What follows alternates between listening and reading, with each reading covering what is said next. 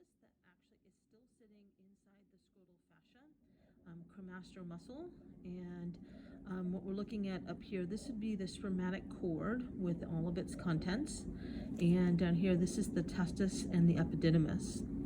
On this one, if I look at the end, which is cut, this of course is the spermatic cord, and I look down, I can actually see all these little tiny openings, these little lumens. Those are all blood vessels, and the majority of them are going to be testicular veins from the pampiniform plexus, carrying cool blood back from the surrounding thin skin of the scrotum. That's supposed to be cooling the testicular arterial blood that's traveling right through the testicular artery, which should be right in the center. Right there's the testicular artery, and that would be bringing in warm testicular blood. Obviously, we don't want to warm the testis because we want spermatogenesis to occur at a cooler body temperature. So the pampiniform plexus, which is going to be all these blood vessels around the testicular artery, are going to cool it. And then I also have, sitting back here, this tissue, right there, right between my fingers. That's the vas deferens. You'll see there's a big opening behind. That's actually a testicular vein. But in front, this sort of solid white structure, that's the vas deferens or ductus deferens.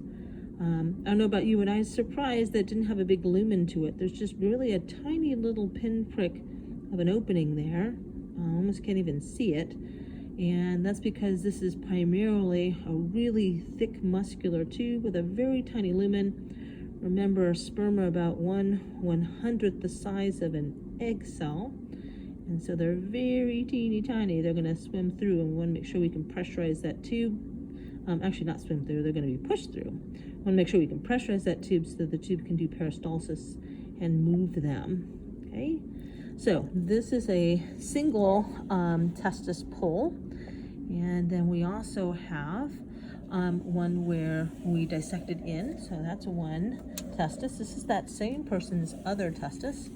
So it starts off looking very similar. So again, we have the spermatic cord up here. This is all scrotal fascia that would have in it the cremaster muscle. And what we did was we cut through the scrotal fascia and opened up the scrotal cavity, and then we can see the testis. So on the inside of the scrotal cavity here, that would be the parietal tunica vaginalis. On the epididymis and the testis, there would be the visceral tunica vaginalis. Remember, vaginalis just means sheath, so we're just kind of covering the testis. You can see the testis here. Again, the testis is about 5 centimeters long and about 2.5 centimeters wide. It's basically covered and bound with a really thick connective tissue covering called the tunica albuginea. In this one, well, that wasn't good form. In this one, we cut open the tunica albuginea, so you can see right here. This is the tunica albuginea. I can fold it back, and if I look inside, what I'm looking at are the very teeny tiny seminiferous tubules that are jam-packed in, making this a pretty solid structure. So if I push on it, it's just going to flex a little bit. The seminiferous tubules are going to be the site of spermatogenesis. Remember, there are about 250 lobules that are going to contain about 750 or so seminiferous tubules, and they will be producing sperm. It takes about 5 to 6 weeks within the seminiferous tubules, and then they will be directed into the rete testis that then drain into the efferent ductules, which you can kind of see up here, that drain into the epididymis. So this little cap that kind of covers, that's the epididymis, and the epididymis is head, where we're going to initially deposit sperm from the rete testis. And then it kind of wraps around the back of the testy here, so that's the body. And then we have the tail toward the base, and then that tail will merge into the vas deferens, which would then run back up through the scrotal fascia, and then enter into the abdominal cavity through the inguinal canal. Okay, so that's what we're looking at here. On another individual, we took the testis and we removed the majority of the scrotal fascia. So in this case, We have a lot of the contents of the spermatic cord more visible. So if I kind of lay them out here, this is the vas deferens. It's really thick, really hard tube, very easy to identify just simply by palpating.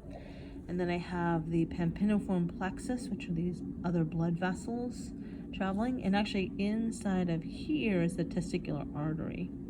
So I have the vas deferens, I have all these thinner blood vessels out in here.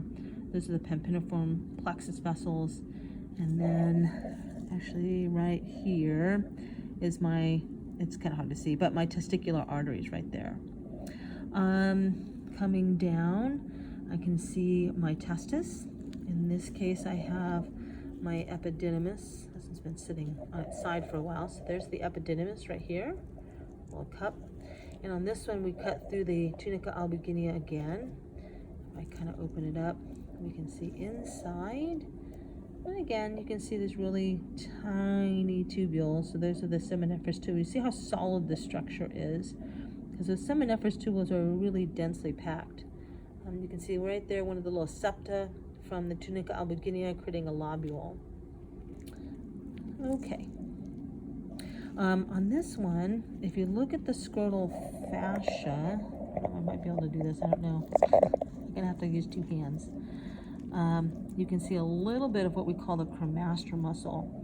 So, because you can see my blue glove through the back, where the glove is, that of course is fascia, but where you can't see my glove, you can see some of that pinker tissue. That's actually cremaster muscle right there, coming through that scrotal fascia.